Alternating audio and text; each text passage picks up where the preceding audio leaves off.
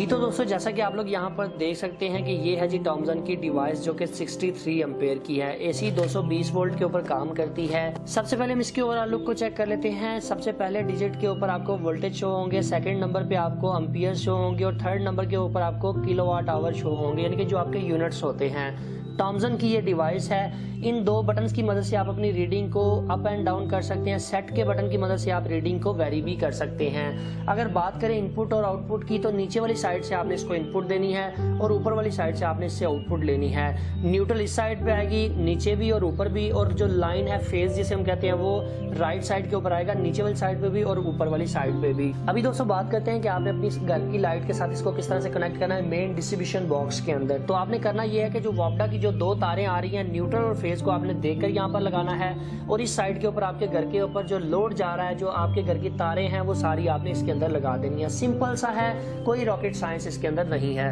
अभी दोस्तों मैं इस डिवाइस को दो वायर्स लगाकर टर्न ऑन करके आप दोस्तों को इसकी पहले पैरामीटर्स के बारे में बताता हूँ, फिर आप लोगों को बताएंगे कि आपने इसको लगाना किस तरह से है। 220 वोल्ट के साथ कनेक्ट करेंगे तो ये टर्न ऑन हो जाएगी। इसके बाद मैं जरा जूम करके आप लोगों को दिखा देता हूँ इसका इंटरफेस।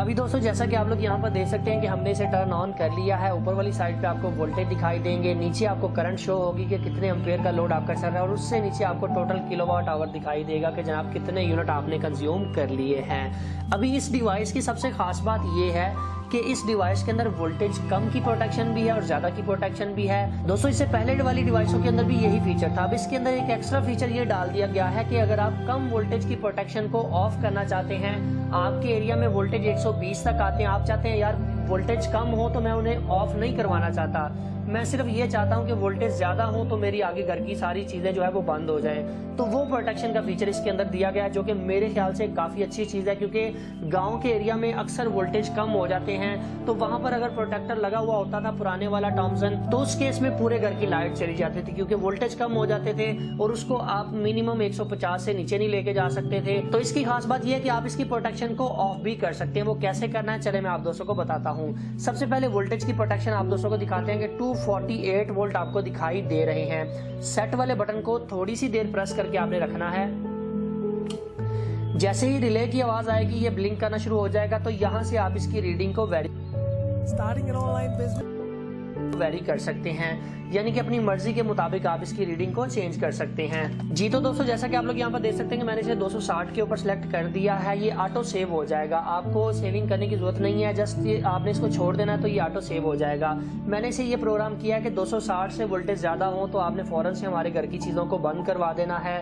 तो 260 वोल्ट से 265 वोल्ट नॉर्मल होते हैं। जब 270 से ज्यादा वोल्टेज होते हैं तो तब आपकी चीजें खराब होना शुरू होती हैं। इसके बाद अगर आपने करंट की एडजस्टमेंट करनी है, आप चाहते हैं कि इससे ज्यादा करंट इसके अंदर से फ्लो हो तो हमारा लोड बंद हो जाए, तो आप एक दफा इसको प्रेस करेंगे तो यहाँ पर ये 63 एम्पेयर आपको शो करने लग चुका है। तो आप अपनी मर्जी की करंट भी इसके ऊपर सेलेक्ट कर सकते हैं। मिसाल के तौर पर आप इसे इन्वर्टर के साथ लगा रहे हैं 3.2 किलोवाट के अंदर, तो उसके अंदर करंट की प्रोटेक्शन हमने 12 एम्पेयर तक रखनी होती है कि 12 एम्पेयर से ज्यादा करंट जब इसके अंदर से फ्लो करे तो आपके इन्वर्टर को आगे पावर सप्लाई मिलना बंद हो जाए।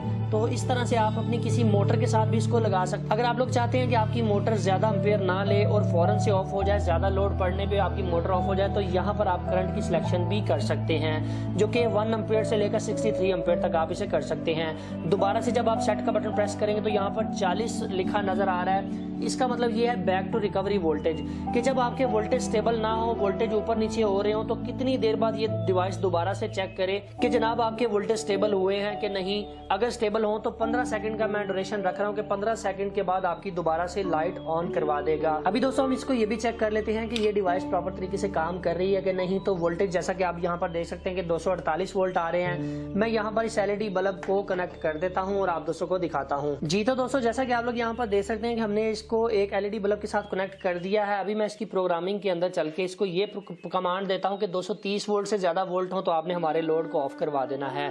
तो मैं क्या करूंगा, सेट के बटन को थोड़ी सी देर दबाकर रखूंगा।